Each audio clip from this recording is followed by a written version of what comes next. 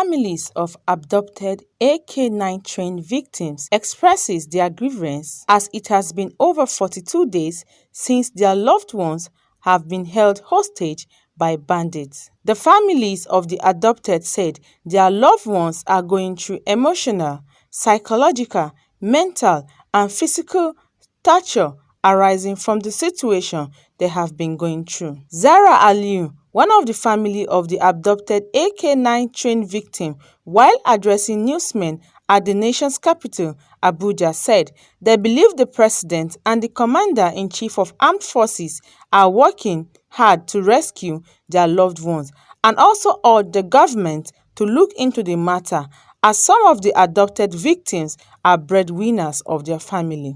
Today marks the 42nd day our loved ones being held hostage. It has been 42 long days of living in fear, virtually no sleep, no bath, wearing the same clothes, under the scorching sun and rain, and exposed to extreme environmental hazards.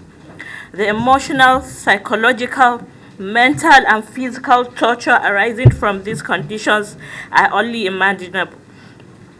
Among the abducted passengers are children, some as young as 3 years old, pregnant women including an 85-year-old great-grandmother, and others.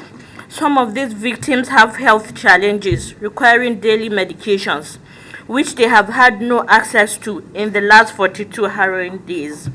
We read in the news that one of the 2 pregnant women in captivity delivered her baby in the forest. Giving birth is supposed to be a moment of joy.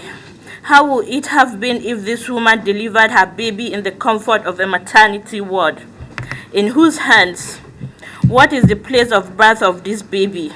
She also called out to the management of Nigerian Railway Corporation for not acknowledging the presidential directive of setting up a situation room to give the victim's family account on the efforts made to rescue their relative. Since this unfortunate attack on the Abuja-Kaduna bound train, we believe the President and Commander-in-Chief of the Armed Forces of the Federal Republic of Nigeria, alongside his security and intelligence chiefs, have been working to rescue our loved ones.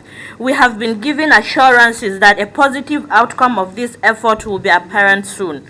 We must, however, register our displeasure with the way and manner the Minister of Transportation, Mr. Rotimi Chibuike Amechi, has been handling this tragic event since it occurred. Just a few days after 28 March, Mr. Amechi was seen running around the stadium in Port Harcourt, where he declared his intention to become the next president of Nigeria.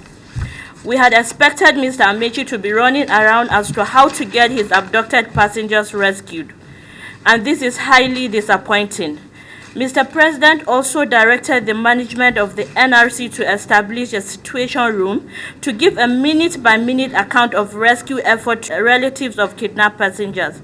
Still, 1 week after this presidential directive was issued, NRC has neither contacted the relatives of kidnapped victims nor established any situation room as directed by the president. Idayat Yusuf said the national security agencies should quicken their action to rescue the family from the kidnappers' den. The president has given 2 directives. 2 directives. The second directive was the one on Saturday, which you captured. The first directive was given about a week, just approximately a week before Sunday. And its directive, it said the kidnapped, they should go and rescue the abducted all over the country immediately.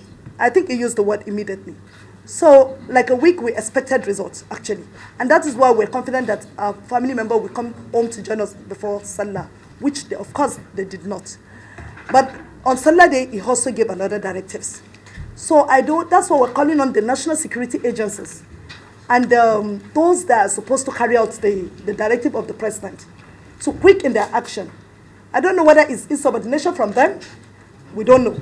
But whatever it is, we know the president has given directives, so we don't know why the directives has not been carried out. We're demanding that please, they should quicken their action to release our family members to us. On the resumption of the train, actually, our prayer is very clear that you're talking about security, that all security has been put in place. If the security have been put in place and everything, we believe our loved ones should have been back by now. You understand? So, and if you pick passenger from Abuja to Kaduna to drop them and they are not back and they are not in their comfort zone, you have not dropped them because they have not dropped the passengers yet. How do you not intend to carry another passengers?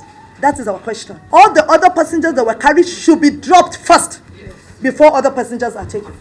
If the bandits are willing to meet up with the family members and negotiate, and we are willing, more than willing, to negotiate with the bandits. Thank you. Dorcas Olarewaju, G24 TV International News.